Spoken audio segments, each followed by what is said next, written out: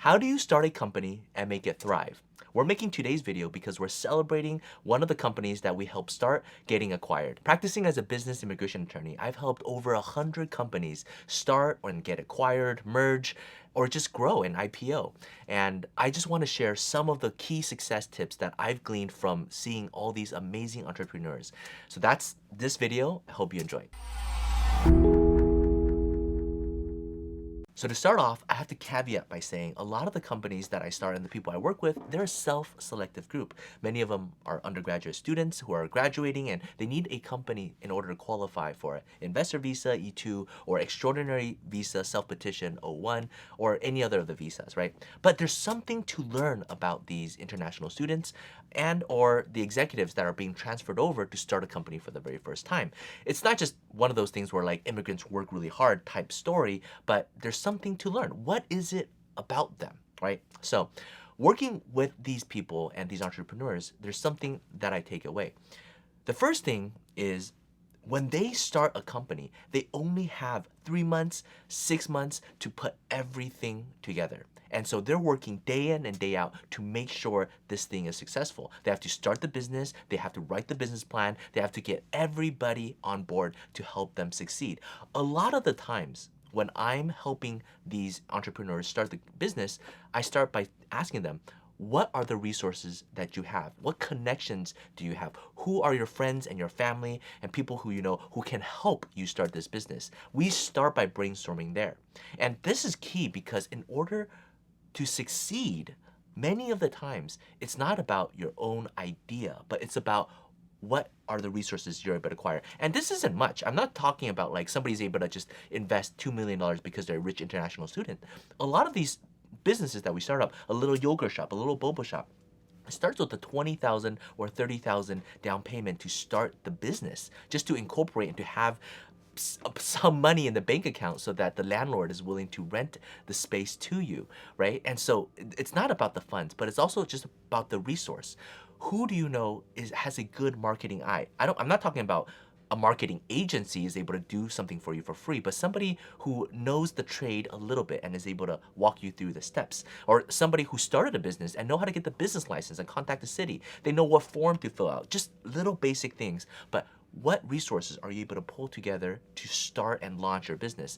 Something as simple as website design a couple years ago. Now it's relatively easy, right? There's so many website companies out there. You pay a little bit of fee and a template is created and you can immediately launch within a few hours.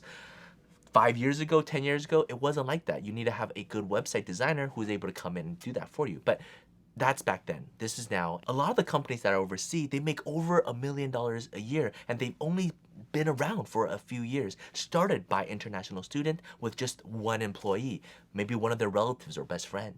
So one thing I do when I'm talking to people who are interested in starting a business is I really gauge where their passion is at. Do they have that passion where they want it to succeed and want it to thrive within 3 months to 6 months? They're willing to put all their resources in. They're willing to sacrifice their ego and reach out for help. That is so, so key.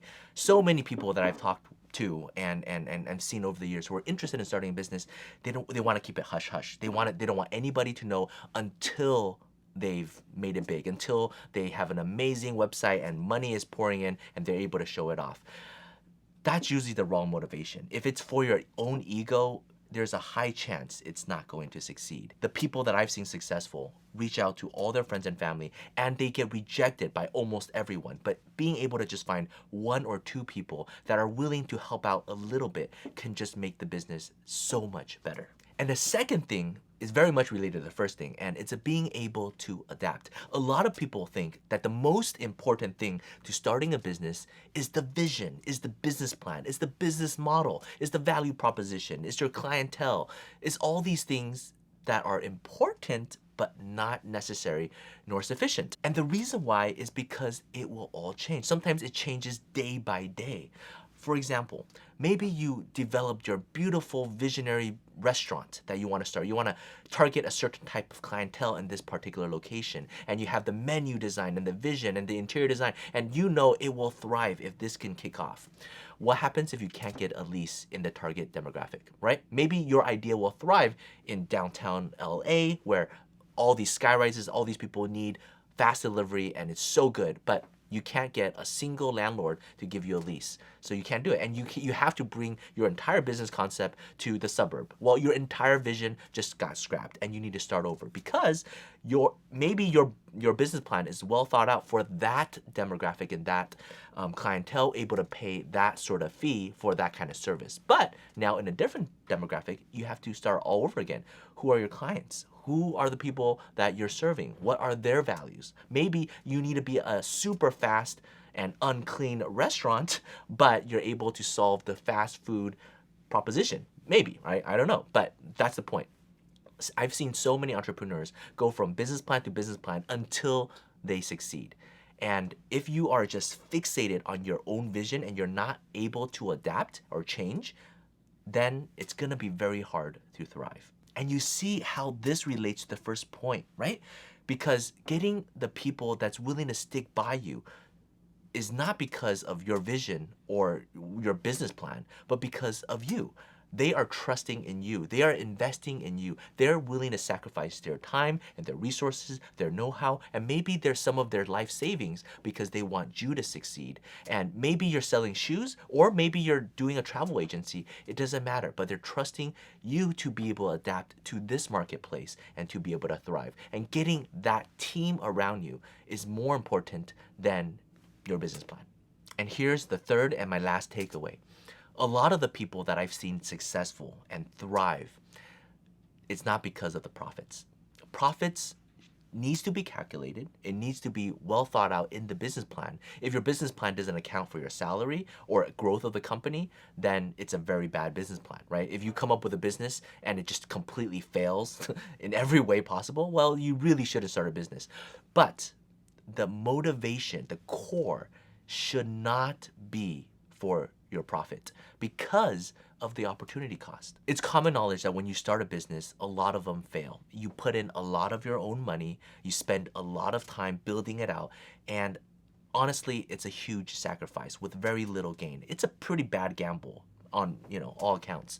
And so if you are doing it because that you want to be super profitable, it's usually a bad investment, a bad gamble. The people that I see successful are the ones who, when they start a business, they have a mentality of, I am not going to take any profits out of the business for the next 5 years or 10 years.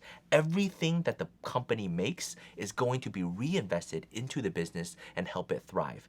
A lot of people I see is like, I want to start this business, I calculate the cost and the profit. Wow, I can make twice as much as I am making from my day job. I want to start a business. That is absolutely the wrong idea. Most of the time, I tell my clients, whatever you can make on the job market right now, divide that by 2. That is going to be your salary for the next few years. And all the profits that the company makes should not be given to you, should be reinvested, and now hiring a full-time marketing personnel, hiring an agency that helps you do something that's not your core business. Help it thrive. And when the company continues to grow, year after year, doubling in value. Eventually, once it gets to a point that it is at a comfortable space, then maybe take a 5%, 10% dividend. I have to say many of the clients who take that advice are the ones who are thriving right now. And the idea is actually pretty simple, right? Making $100,000 a year, a lot of people dream of that. Now, my question to you is, how difficult is it to get a 20% bump in your salary, right? Imagine negotiating with your boss. You already got the $100,000 salary. You already got the 401k plan. You already got everything that the company has to offer. You go to your boss right now and say, I want 20% increase in my salary. I want 120,000, or I want 130,000. How hard is it to do that? Now, take a step back and think for the company. How hard is it to help the company make an additional $20,000 a year? Or how do you help the company make $30,000 a year? And if the answer is, oh, it's really hard to help a company make 20,000, 30,000, you really don't understand the company. You really don't understand the business. If the company can pay you 100,000, the company better be able to make $20,000 easily. And we're talking a year. We're not talking about a month. We're talking about a year.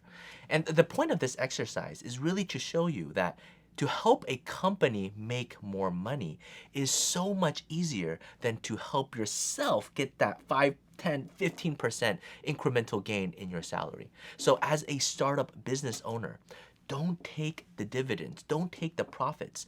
Continue to help the company double its revenue year in and year out. You start out by making the company making $10,000, $20,000 a month. Help it get to 50,000.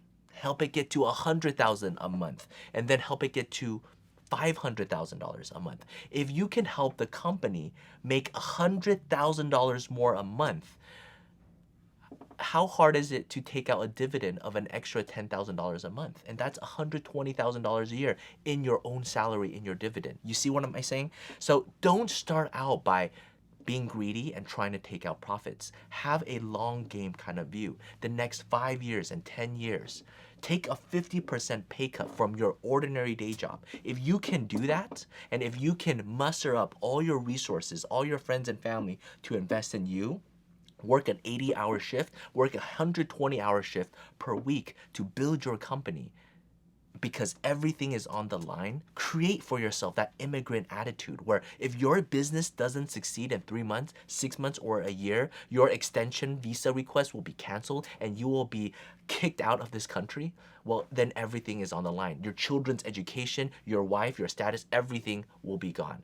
If that is the case, you have to succeed and you will succeed. So those are my 3 takeaways. First, take your ego out of the equation, get all the help you can get as many rejections, and it doesn't matter because it's not about you. Second, adapt, depending on the marketplace, depending on what your customer needs. Constantly modify your value proposition and don't be so fixated on what are the original ideas you came up with, but continue to improve. And I don't mean being wishy-washy, right? That's actually a pretty bad thing. If, suddenly the trend is this one thing and so you try to do it, but you do a really bad job at it, that's not what I mean. But what I'm saying is just being able to adjust to your environment and pulling the resource and continuing to thrive and develop your business to meet the demands of today. And the third is, don't take out the profits. Reinvest in the company. Believe in yourself and your vision. If you don't believe in yourself, why would other people believe in you? The profits you gain, give it to your employees, give it to your partners, let them thrive. But you yourself, live humbly, work on your business for the next 5 years, 10 years, make it a long game. And if you can handle this kind of loss and this kind of lifestyle because you're doing what you believe in and this makes you happy, then it will succeed. Okay? So those are my 3 takeaways. Of course, in order for a business to thrive, it matters a lot on everything else that people talk about, right? Your business plan, how you treat your employees, not harassing your customers. Of course.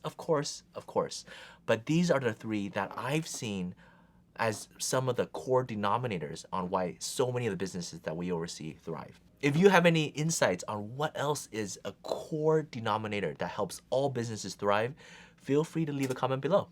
And that's it for today. Thank you. Bye-bye.